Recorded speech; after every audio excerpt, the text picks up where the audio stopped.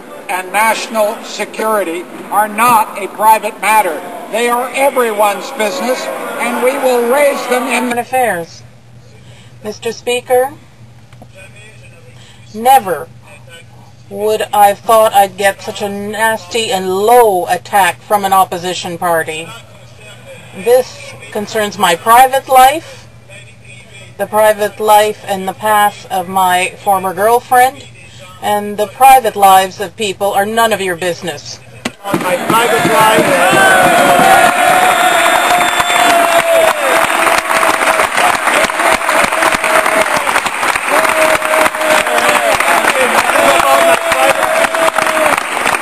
About my private life, the private life in the past of my ex-girlfriend.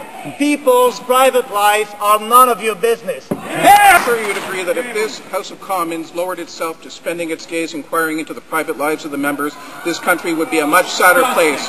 And as for the national security concerns from the opposition, I could take those a little more seriously if they hadn't spent the entire leaders' round yesterday asking the government to bring 2 suspected terrorists back to Canada. Obviously, they don't really care about security concerns for Canada. They're really just in the gutter. Order. Speaker, we know that the Minister of Foreign Affairs has access to some of the highest security clearance available to the Cabinet members. Mr. Speaker, I think it's quite clear that these are politically motivated personal attacks on someone's private life that have no place in this House of Commons. I notice that it isn't the Foreign Affairs critic asking questions. A little bit too classy to do that. Democracy. And if the government is not prepared to let the people of Canada have their say and ask decent, legitimate questions, then this government stands exposed as a government that is denying fundamental democracy in this country. Mr. Speaker, I insist on the right to ask a legitimate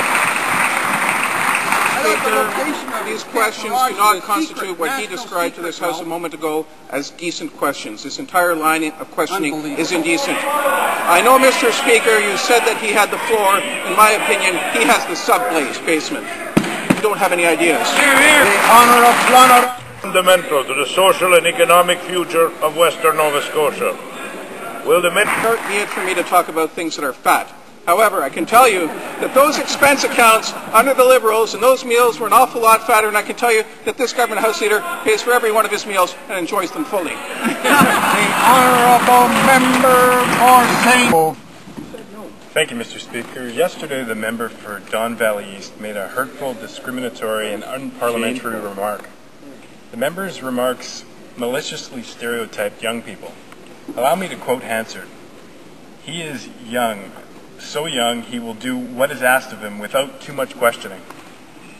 If a member made the same remark about other people or replaced that word young with Aboriginal, female, or disabled, we would rightly have been furious and demanded that member's resignation.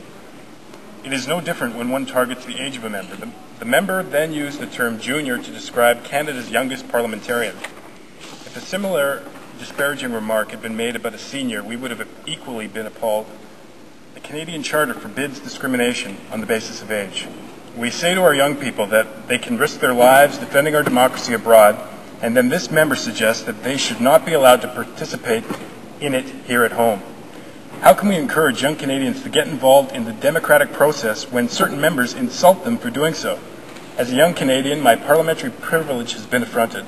I ask the member for Don Valley East to do the honourable thing and apologize to the young Canadians for her hurtful remarks and withdraw her comments. Yeah.